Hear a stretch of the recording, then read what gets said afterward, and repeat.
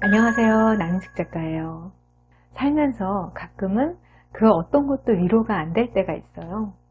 생각 안 하려고 해도 떠오르면서 나를 괴롭히죠. 그럴 땐 정말 멀쩡할 때 하고 싶었던 별의별 일을 다 해도 위로가 안 되더라고요. 아무것도 안 하고 드라마 몰아보기만 할 거야. 아무 생각 없이 있는 돈 다 쓸 거야. 다이어트고 뭐고 먹고 싶은 거 싹 다 먹을 거야. 이런 생각으로 머리를 비우려고 해도 잘 안 돼요. 물론 평소에 자주 겪는 사소한 스트레스는 이 정도로도 괜찮죠. 그런데 인생의 위기가 느껴질 때, 마음이 무너져서 어떻게 살아야 할지 모르겠을 때, 그럴 때는 이런 걸로 나 자신을 일으켜 세우는 게 안 돼요. 오늘은요, 제가 딱 죽고 싶다 이런 생각이 들었을 때 저를 다시 살린 그런 방법을 알려드릴게요. 사람마다 자신을 살린 비법이 있겠지만 제가 쓴 방법은 글쓰기였어요. 이런 말 들으면 확 깬다 이러실 수도 있을 것 같은데요. 글쓰기는 원래 스트레스를 쌓는 방법 아닌가? 어디 보고서 제출할 일만 있어도 머리 아프잖아요. 저는 글 쓰는 게 직업이고 거의 매일 글을 쓰지만 저도 일 삼아서 글 쓰려면 힘들어요. 그런데 그건 남한테 보이는 글쓰기나 그런 거죠. 아무한테도 안 보여주는 글씨는 확실히 다릅니다. 같은 생각이라도 그걸 머리 안에서 떠올리기만 하는 것과 글로 쓰는 건 엄청나게 달라요. 그 대표적인 예가 있는데요. 여러분, 생생하게 꾼 꿈을 글로 적어본 적 있으세요?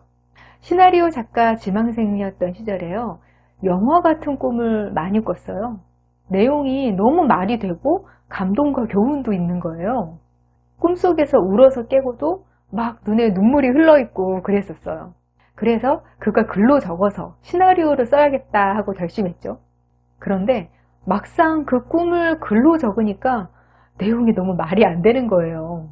신이 영감을 줘서 이렇게 꿈을 꿨어 라고 굳게 믿었었는데 알고 보니까 그냥 개꿈이었던 거예요. 우리 안에서 맴돌고 있는 감정이라는 것도 사실 그 꿈하고 비슷해요.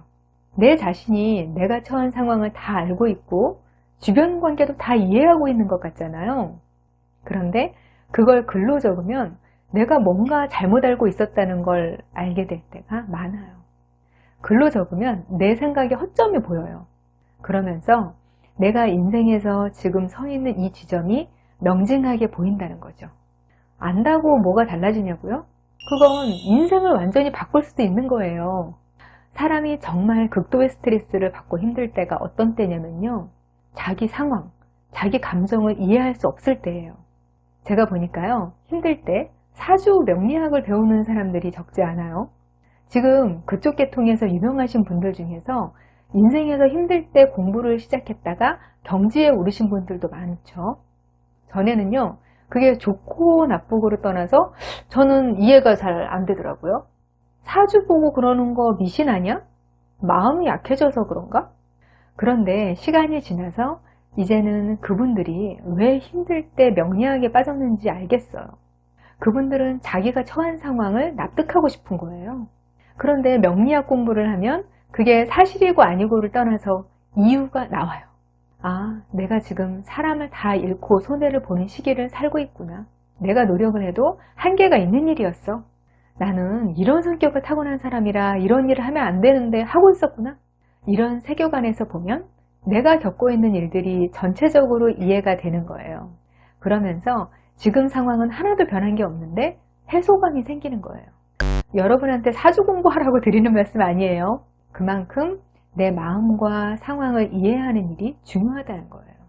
같은 일이라도 내 의식이 전후관계, 인과관계를 납득하고 아니고는 엄청난 차이가 있어요. 그 일을 가능하게 해주는 일이 바로 글쓰기라는 거죠. 저도 가끔은 직업으로 글 쓰는 일이 지긋지긋한데도요. 저 자신을 치유하기 위한 글은 따로 씁니다. 치유의 글쓰기는 무작정 아무 생각이나 쓰는 게 아니고요. 몇 가지 요령이 있어요. 먼저 첫 번째, 너무 부정적인 말들을 토하듯이 쓰지 마세요. 보통 글을 쓰면서 내 안에 나쁜 생각들을 뱉어내면 시원할 것 같잖아요. 그건 우리가 음식을 잘못 먹고 체한 거하고는 다른 거예요. 그럴 때 내 안의 나쁜 것들은 있는 그대로 나와주지 않아요. 원래보다 더 추하고 더러운 모양을 하고 나온다는 말이에요. 그걸 내 눈으로 확인하면 오히려 기분이 더 나빠지고 내 상황을 악화시키는 경우가 많아요. 치유의 글쓰기를 할 때는 10년 후에 내가 본다고 생각하고 쓰세요. 미래의 내가 다시 봤을 때 너무 추접스럽고 유치하지 않도록 쓰는 거죠. 저는요, 한 200년 후쯤에 제 후손들이 이 글을 우연히 발견해서 봐도 그렇게 많이 부끄럽지 않을 만큼 쓰자, 그렇게 생각하고 써요. 이게 뭐가 다르냐면 부정적인 상황이나 감정을 한 번 걸러서 쓸 수 있어요. 그러면 아무래도 좀 더 객관적이고 짧게 정리해서 쓰게 돼요. 글을 잘 쓸 필요까지는 없어도요, 글로 흑역사를 남기는 건 생각만 해도 끔찍하잖아요. 이렇게 쓰다 보면요, 그 과정에서 내 생각이 정리되고 지금까지 못 봤던 것들을 보게 돼요. 아, 내가 너무 과장해서 생각하고 있었구나. 이게 이렇게 보니까 별일 아니네. 그리고 지금까지 알지 못했던 것, 인과관계가 보입니다. 뇌가 차가워지니까 전체 상황이 좀 더 냉정하게 파악이 되는 거예요. 아까 상황과 감정을 이해한다는 게 엄청난 해소감을 준다고 했잖아요. 이렇게만 해도 훨씬 나아지는 거예요. 두 번째, 긍정적인 면을 짜내서라도 쓰세요. 나쁜 일을 겪으면 진짜 세상이 다 끝난 것 같죠?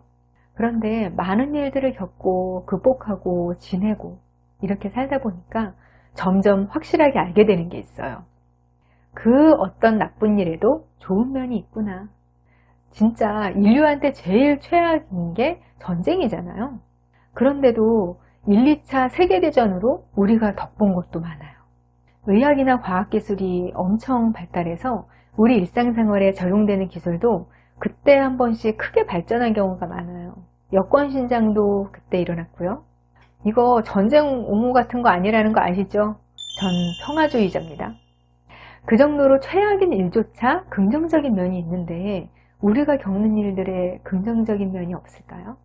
저는 저 사람 때문에 내 인생이 망했다 싶은 사람이 있었는데요. 그 사람이 준 고난 때문에 인생에 대해서 고민하다가 작가가 됐어요. 인생 최악의 인물이 제 꿈을 이루어준 은인이 된 셈이죠.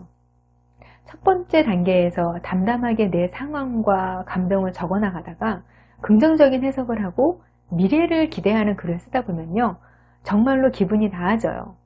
훨씬요. 세 번째, 글을 종이에 펜으로 써보세요. 펜으로 글을 쓰는 건 키보드로 타자 치는 것과 뇌의 다른 부분을 사용한대요. 제가 이걸 느끼는 게 키보드로 글 작업을 하다가 안 풀리면 종이에 펜으로 적거든요. 그럼 전혀 다른 생각들이 떠오르면서 안 써지던 글이 막 써지거나 새로운 아이디어가 떠오를 때가 많아요. 그리고 타자보다 손으로 쓰는 게 훨씬 느리잖아요. 생각이 글로 옮겨지는 사이에 시차가 생기면 생각을 정리할 여백이 더 많아져요. 그리고 노트에 글을 써놓으면 내가 남겨놓은 흔적들이 부피감을 가지고 남잖아요. 그걸 만지고 들여다보는 것 자체가 너무 위로가 되더라고요. 이렇게 글을 쓰다가 운이 정말 좋으면 이런 일도 생겨요. 내 감정을 가장 정확히 표현한 언어를 발견하는 거예요. 전에 한 번은요, 어떤 사람한테 일방적으로 당한 기분 때문에 제가 오랫동안 괴로웠던 적이 있었어요. 그 감정에 혼자 시달리다가 치유의 글쓰기를 하면서 제 감정이 설명되는 언어를 찾은 거예요. 나는 길 가다가 행렬병자한테 이유 없이 맞은 거나 마찬가지구나. 문장 자체는 별거 아니에요. 딴 사람이 보면 이게 뭔 말인가 싶을 그런 문장이죠.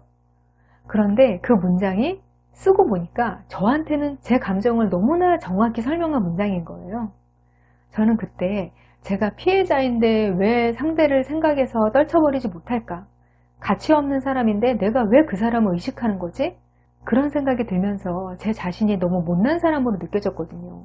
그런데 저렇게 표현하고 보니까 저 자신이 이해가 되는 거예요. 행렬병자가 나를 이유 없이 때려도 나는 어차피 아플 거고 억울해서 그 인간이 자꾸 생각날 거 아니겠어요? 그 사람이 생각난다고 해서 제가 그 사람과 같은 수준의 사람은 아니라는 거죠. 그 상태에서 벗어나려면 시간이 지나야 하겠고요.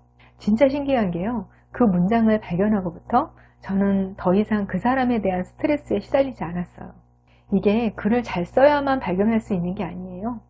나를 설명할 수 있는 언어를 내가 발견할 때 느끼는 해소감은 정말 엄청납니다. 저는 여러분들도 인생에서 몇 번쯤은 자신을 구원할 문장을 스스로 발견하는 그런 경험을 꼭 하시면 좋겠어요. 어떠세요? 여러분의 인생을 구할 치유의 글쓰기 어떻게 할 수 있을까 힌트를 얻으셨나요? 어렵게 생각하실 거 없어요. 먼저 그냥 마음에 드는 노트하고 펜을 준비해서 일단 마음 가는 대로 막 쓰세요. 그러면서 제가 오늘 드린 말씀을 염두에 두시면 됩니다. 저와 함께 더 많은 이야기와 고민 나누고 싶으시면 네이버 카페로 오세요. 아래 영상 더보기에 링크 있으니까 그리로 따라오시면 됩니다. 함께 성장하고 성장하는 만큼 더 가치 있고 행복한 삶을 살아요, 우리. 기다릴게요.